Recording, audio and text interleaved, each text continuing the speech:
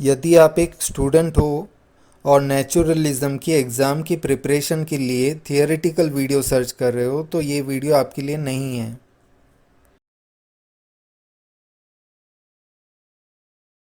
Religion, science, God, nature. प्रकृति की सृजन के लिए किसी तथाकथित ईश्वर की आवश्यकता नहीं है। प्रकृति अपने आप में पूर्ण है। यदि इस ब्रह्मांड, अंतरिक्ष और समय में कोई ईश्वर है तो वह और कोई नहीं बल्कि प्रकृति ही है। प्रकृति से ऊपर या परे कुछ भी नहीं है। नेचुरलिज्म, प्रकृतिवाद। आपने अक्सर सुना होगा कि वो भगवान, वो ईश्वर, वो परमात्मा, वो खुदा, वो गॉड हमेशा आपके साथ होता है। चाहे धूप हो या छाव हो, दिन हो या रात हो, आप दुखी हो या सुखी हो, आप अमीर हो या गरीब हो, आप भीड़ में हो या अकेले हो, आप इस दुनिया के किसी भी कोने में हो, वो गॉड हमेशा आपके साथ होता है, हर वक्त हर जगह।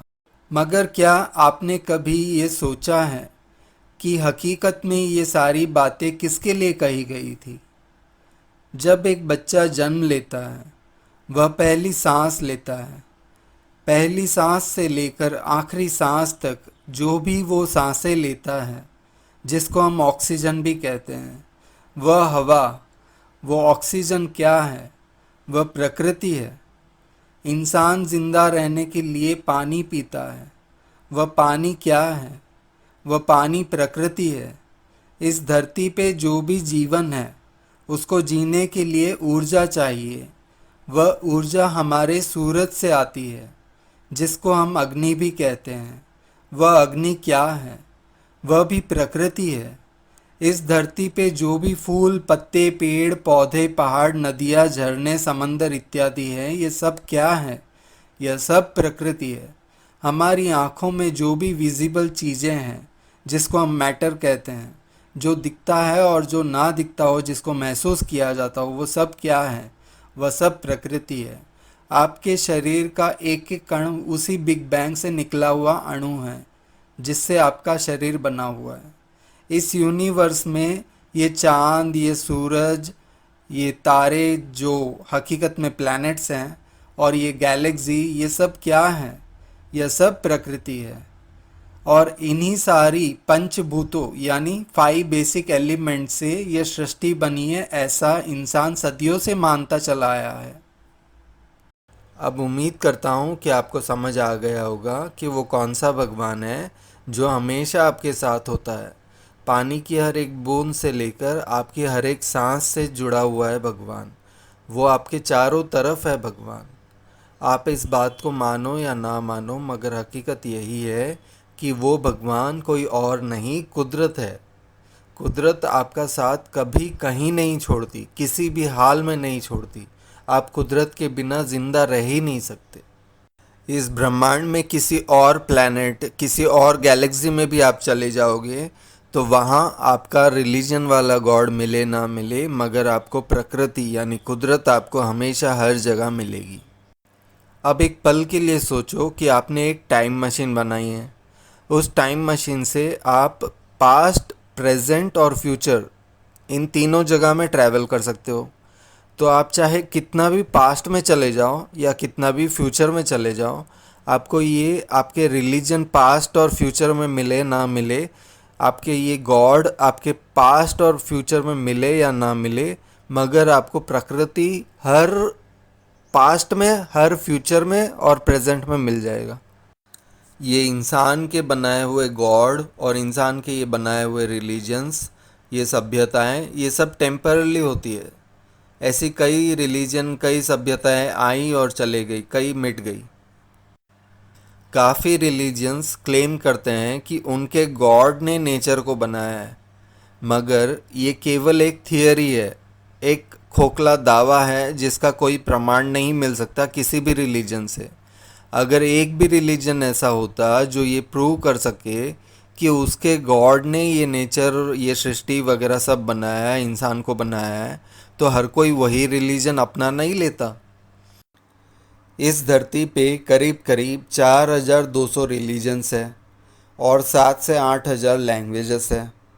इन 4200 रिलीजन्स में भी लोग पंथ में बटे हुए हैं। फॉर एग्ज़ाम्पल हिंदुइज़्म में देखो, शैविज़्म है, वैष्णविज़्म है, शक्ति भक्ति मूवमेंट वगैरह बहुत सारे पंथ में बटे हुए हैं। और क्रिश्चियनिटी में आप देख लो तो कैथोलिक है, ऑर्थोडॉक्स है, या फिर शिया है, सुन्नी है, मुस्लिम्स में, ऐसे हर रिलीजन में आपको पंथ मिलेंगे। तो इन पंथ को अगर हम काउंट करें तो ये भी करीब करीब 10,000 इंडिविजुअल्स बन जाते हैं। मगर फिर भी ये अगर 4,200 को भी हम देखें तो इन 4,200 में से 95% वो रिलीजन्स हैं जो क्लेम करते हैं कि उनके गॉड ने इस सृष्टि की रचना की है। इसलिए कोई भी रिलीजन ये साबित नहीं कर सकता कि उनके गॉड ने ही सारी सृष्टि की रचना की है। ये तो केवल एक धारणा है कि कोई ना कोई तो इस सृष्टि को बनाने वाला होगा। ये केवल एक धारणा है बस। और ये सारी जो भी स्टोरीज बनाई हुई है ये सारी मैन मेड है। ये हकीकत में ऐसा ही हुआ था इसका कोई प्रूव नहीं है, कोई भी एविडेंसेस नहीं मिलता है, मिल ही नहीं सकता है, इम्पॉसिबल है, नेक्स्ट टू इम्पॉसिबल है ये सारी चीज़ें। कुदरत को ना तो कोई बना सकता है और ना ही कोई मिटा सकता है। कुदरत खुद में सक्षम है बनने और मिटने के लिए। इसके लिए किसी खुदा या गॉड की आवश्यकता नहीं है। ना तो कोई क्रिएटर है, ना कोई ऑपरेटर है और ना कोई डिस्ट्रॉयर है। जब प्रकृति अपना प्रकोप दिखाती है, चाहे वो सुनामी हो, अर्थक्वेक हो, फ्लड, वॉल्केनो, ट्विस्टर, स्टॉर्म, चाहे कोई भी ऐसी नेचुरल कैलामिटीज़ या कैटास्ट्रॉफीज़ हो, तब उसके सामने कोई टिक नहीं पाता। ये गॉड अपने मंदिर, मस्जिद, गिरजाघर बचा नहीं सकते, वो आपको क्या बचाएंगे। अब एक पल के लिए सोचो कि आपके मरने के बाद आपको वो गॉड ना दिखे जिसको आप पूरी ज़िंदगी मानते पूजते आए थे, और वहाँ आपको प्रकृति मिले, तो आप क्या करोगे, किसको दोष दोगे। आप तो यही कहोगे ना, प्रभु मुझे तो कोई और ही भगवान दिखाया गया था, बताया गया था जब से मैं पैदा हुआ। मैंने आपको ना कभी देखा ना कभी सुना था आपके बारे में। तो सामने प्रकृति क्या कहेगी। प्रकृति तो यही कहेगी ना कि मैं तो हमेशा तुम्हारे साथ थी, तुमने कभी अपना दिमाग यूज़ ही नहीं किया, इसमें किसका दोष है। अब कोई मेरे जैसा तुमको सच्चाई दिखाने की कोशिश भी करे तो तुम उसी को गाली दोगे, उसी के ऊपर एक्सपोज डिबंक वीडियोस बनाकर खुद को बड़ा 30 मार खा समझोगे, है ना। खैर कोई फ़र्क नहीं पड़ता, किसी के कुछ मानने या ना मानने से सच्चाई बदल तो नहीं जाती। मरने के बाद सच में तुम्हारा शरीर मिट्टी में ही मिलने वाला है, तुम नेचर में ही एवोपरेट हो जाने वाले हो। तुम्हारा शरीर चाहे फिर वो जलाओ या फिर उसको दफनाओ, किसी भी हाल में तुम नेचर से ही जुड़ने वाले हो और तुमको नेचर ही मिलने वाला है। कोई तुम्हारा वो रिलीजन, इंसानी मज़हब के कोई भी गॉड तुमको नहीं मिलने वाले। ना तो कोई स्वर्ग होता है ना कोई नर्क होता है। अगर ये होता भी है तो इसी धरती पे होता है।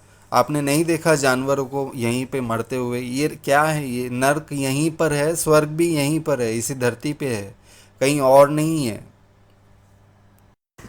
एनीवे हमारे नेक्स्ट वीडियो में हम जानेंगे नेचुरलिज्म के बारे में। Thanks for watching, have a great day, bye bye.